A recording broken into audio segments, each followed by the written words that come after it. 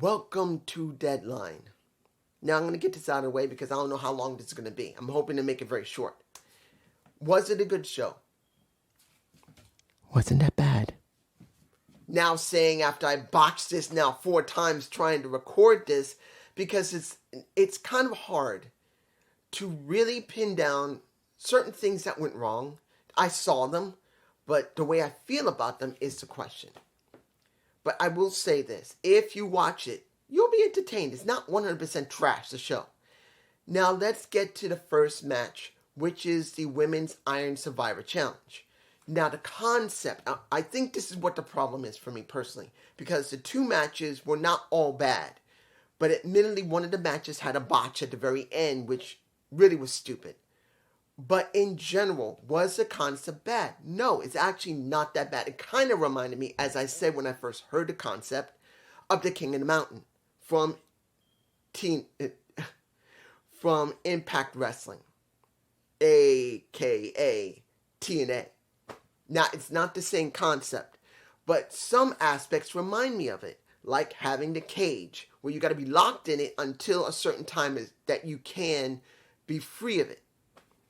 Now, we had Roxanne, we had Zoe Stark, we had Ikeda James, we had Cora Jade, and we had Indy Hartwell. Indy was the one I thought was going to win. Now, before I get started, I should remind you of the concept of what it is.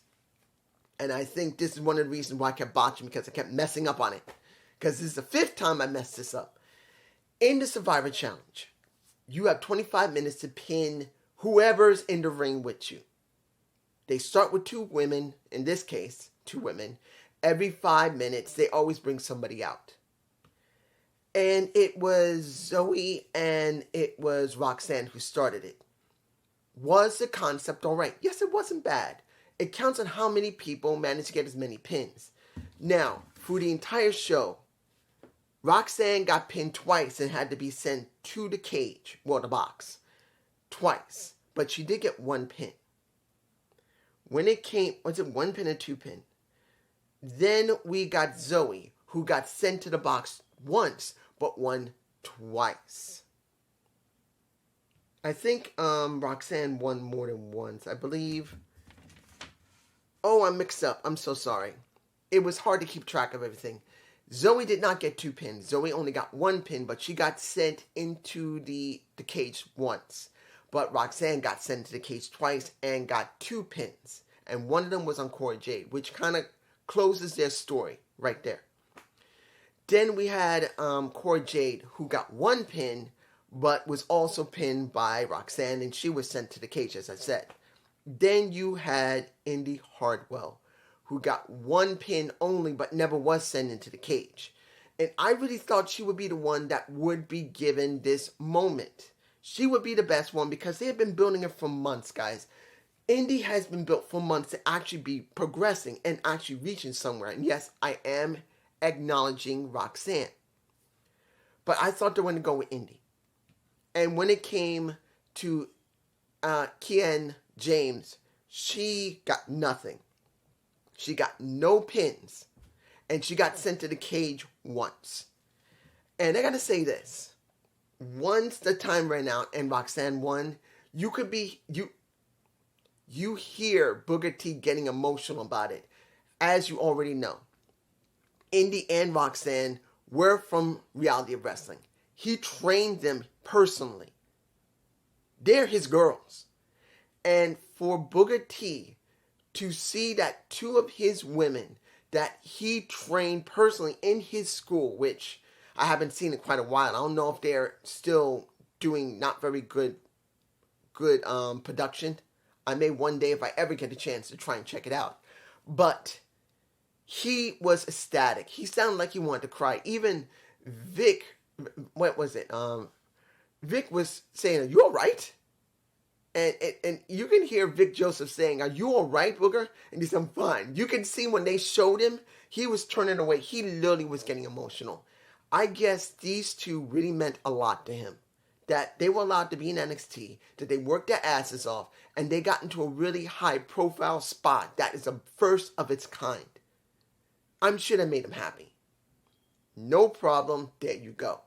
Now, here's the match that I kind of wish didn't happen immediately, because they needed more towards it. And this is Abba Fire versus Isla Dawn. There you go. Isla Dawn. That you got two women, one from Scotland and I believe one from Ireland. I believe Isla Dawn is from Ireland and she's being the witch. And you got Abba Fire, who is Scottish, who is being a fire eater or a guardian of fire. You rarely see this kind of interaction. I'm not sure about Abba. I'm sure about Abba, but I'm not sure about Dawn. I don't know if she's Irish. She might be. She might be Irish, or she could also be Scottish. So it'll be two Scot women, where one is a witch and the other one is more like a Highlander who deals with fire, going up against each other. And I truly wish they had more time to develop this story, really, because of what happened at the end. Because this is where it gets very freaky. The match was fine. Wasn't a bad match. But then, if I've been putting images in, you can see when the ref was touched by Isla, and she grabs his leg. It should be my face. Then a few moments later, after Alba had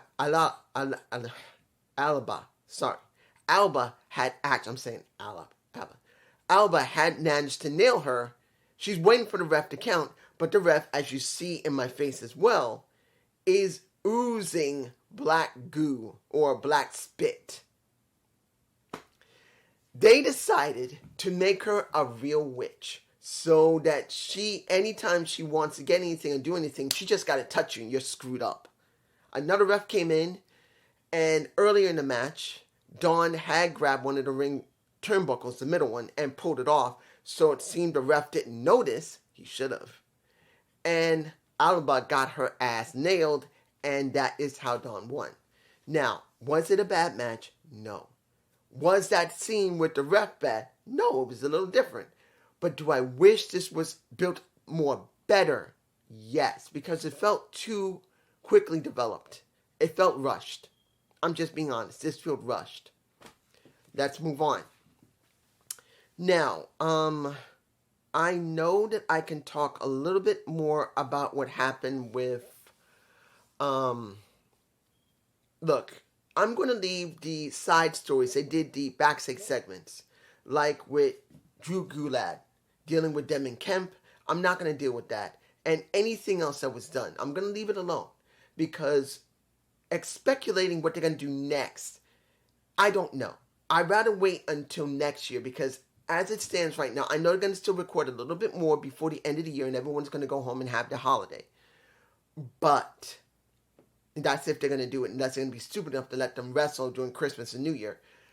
But I don't think any story progression will happen much. We'll get a little bit of story progression from the last couple of weeks of the year, and then real story progression in January. So I'm going to leave it and see what they're going to show this coming Tuesday.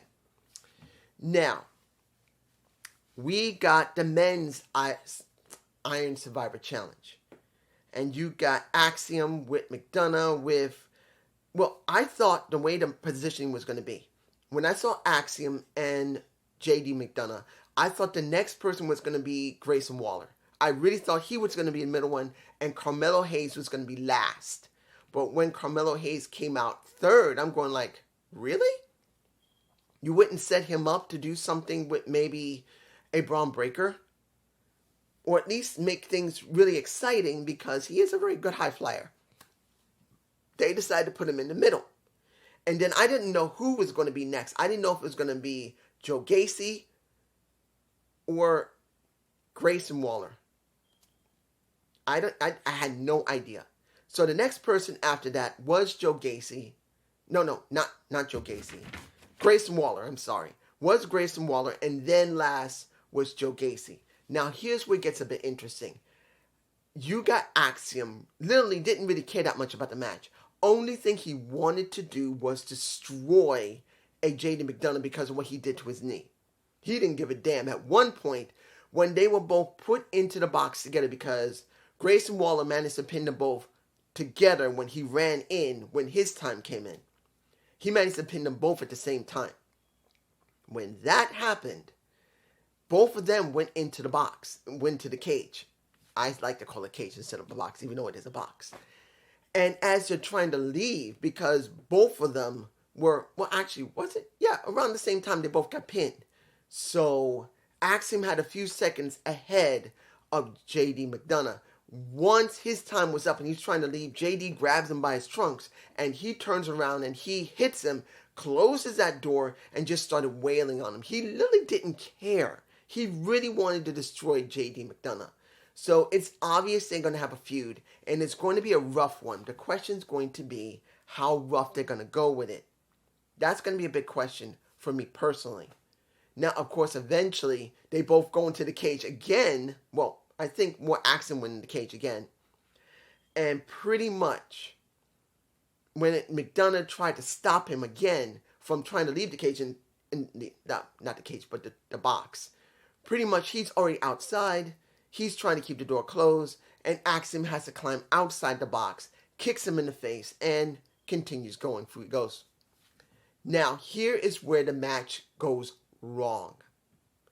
You had the only person that didn't have two, well, JD McDonough was the only one that didn't get any pins. None. Everybody else got pretty much two. But when it was Axiom got nailed by Carmelo Hayes and Grayson Waller managed to get that third pin, there was maybe about 20 or 30 seconds left. So he's running around the ring while everyone's chasing him. But here's the thing. As I said what the rules were, it is the maximum amount of points you get within 25 minutes. 25 minutes is what is required for that amount of time to get whatever amount of pins you can get.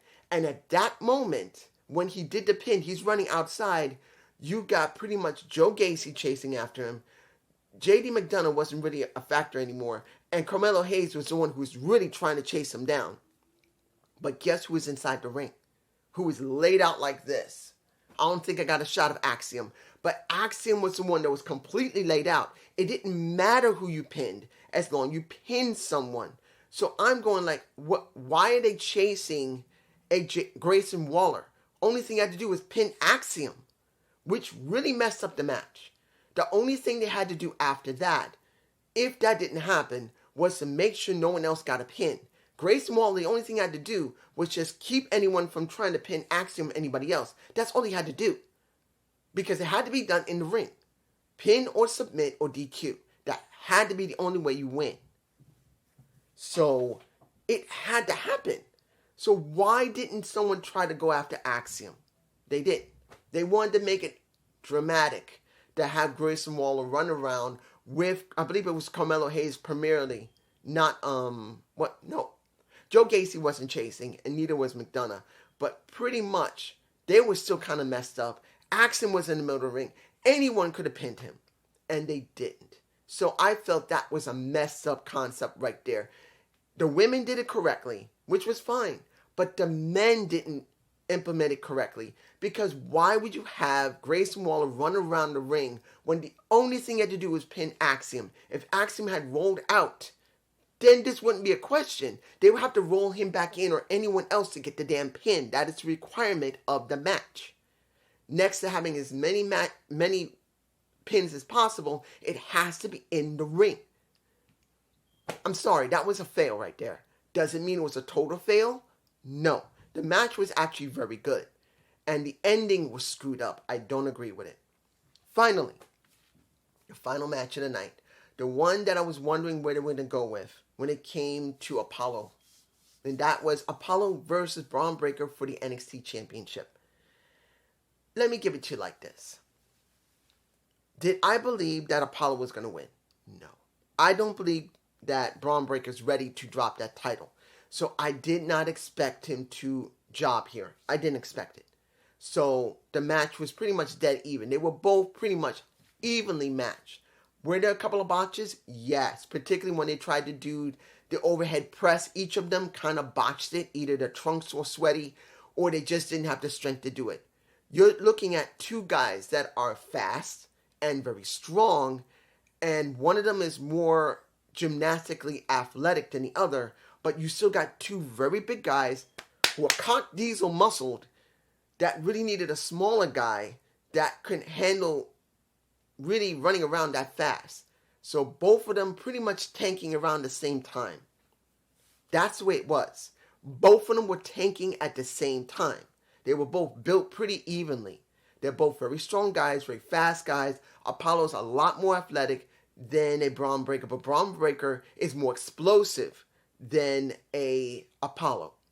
So they definitely they were even out. It was not a bad match, but you can see how tanked they were both getting. They are both more power wrestlers with a lot of athleticism. They needed someone who was smaller, who was even more athletically, more faster than them, and could tank a lot more than them. Or they needed a more heavier guy that could not move as fast as them. They were too evenly matched. So that's the reason why they both looked tired by the end of it. But Braun won. I wasn't surprised.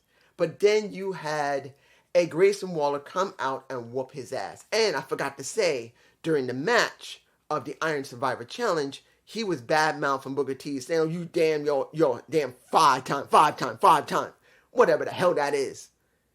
And I'm going like, ooh, is he trying to bad-mouth Booker T? Was that stage, or was he actually trying to mess with Booker T? That's going to be a question. Guys, tell me below if you watched that match of the Iron Survivor Challenge, you see him saying something to Booker T. You ain't nothing. You ain't no five time. You ain't nothing. Tell me what you think. Now, this is the one I was waiting for. Don't think I was forgetting about the tag match. Pretty Deadly versus New Day. This was the match I wanted to see out of any of the matches. Yes, I wanted to see if the concept of the Iron Survivor Challenge, I keep botching it. I wanted to see if it was going to be a good concept or not. And one match was done well. The other match had a botched ending. Well, not botched ending. It didn't have a very good ending. I don't agree not trying to pin Axiom in the ring. But it wasn't a bad concept. It's not. But this is what I want to do. Would they actually use New Day in NXT? Or would they just write it off, making Pretty Deadly be the most dominant tag team in NXT? I was worried about that. I'm not going to lie. I was worried. And Booker T was not liking it. Booker T was getting pissed because he did not want to see New Day there because they're 11-time champs. I can't stand it. I can't stand them. He respects them, but he can't stand them. They come in here taking the thunder away from the people in NXT. Dude, they needed the New Day so bad. When you watch this match, who was over? Was it Pretty Deadly? Or was it Kofi Kingston and Xavier Woods and New Day? New Day was blowing that place up. They loved the New Day. They appreciate the New Day. You actually had at one point Mackenzie doing the WWE. Ow. Don't do that when you got a bad leg. But she's doing the dance with them. People love the New Day. And this is the reason why, for me personally, the match was actually quite good. Pretty Deadly did a great job with New Day. But I was hoping they would win. And they did win. In fact, I don't know who made the decision that instead of Kofi getting the pin, he tagged in Xavier to get the final win. I guess maybe Xavier was the one who promoted this. You know why? I kind of understand the reason why Xavier had to get the win. Now, I don't know if anyone else is going to see it this way, but this is me. Because Xavier started in FCW, the precursor to NXT. Before there was NXT, there was FCW, and he was there. He was there. And he transitioned just at the time NXT was beginning to build up and becoming an actual show. He never was in NXT during its golden age, then when it was taken away, and now they're kind of rebooting it back to the way it was before, even though it's still not there. But Kobe didn't start in FC, well, he kind of did start at FCW, and then he went into the main roster. But when it came to Xavier, he went straight from that, worked maybe a little bit in NXT when it kind of started, and then he basically went on the main roster along with Biggie Langston. So this might be something for him personally, that he never had this chance in NXT. He had the time at FCW when he was with Tyler Breeze, his best friend that he loves like a brother. If you think Tyler Breeze, who does Battle of the Brands on Up Up Down Down, is not considered family to Xavier Woods, if you could find it, when Kofi Kingston had won WrestleMania and won over Daniel Bryan, one of the people he saw when they came back from the ring, he saw his friend. And literally, he didn't go to anyone else. He walked straight up to him, crying, and hugged Tyler Breeze. He hugged him like he was his brother. That means legitimately that is his family. They may not always agree, but he loves Tyler Breeze. Matt, he loves him like family. So this might kind of be something that I think he really wanted, because when it came to Tyler, he was in NXT, but Xavier was not. He went back to NXT. Well, kind of went back to NXT because Tyler did start at NXT because Xavier did not. He started FCW first. Tyler Breeze started NXT and Xavier did not. So this was, I think, something special for him personally. So at this point, will this help NXT? Yes. I'm sorry. NXT has not been great. It hasn't. It's been okayish. Going like this, sort of. Mostly here, kind of here. Mostly here, kind of here. Now with New Day there, they're going to have a completely different dynamic. Will it make the show way better? I don't know. But I do believe that if they want to make tag team wrestling important in WWE, you need to get the most well-known, well-polished veterans of the main roster to work in that branch of WWE, to get Pretty Deadly ready, to get the Creeds ready, to get every other team, Biggs and Jensen, the Alan Scher, get these guys ready. You need them ready, so throw New Day at them. Particularly that, what do they have left to do? They're not going to get the tag champs again. They had their chance to get those titles, which would have made them still the longest reigning tag champions in history of the company. They've already outstripped Demolition. Both the teams, New Day and Usos, outstripped Demolitions already. But New Day, they're done. They need something new to do. What were they going to do? They're going to go to main event? They've done everything they can on the main roster. Stick them on NXT and get the new people ready. Get them ready. And that will give them new life. And then after maybe 6 months, 7 months, hell, leave them on there for a year. And then bring them back to the main roster.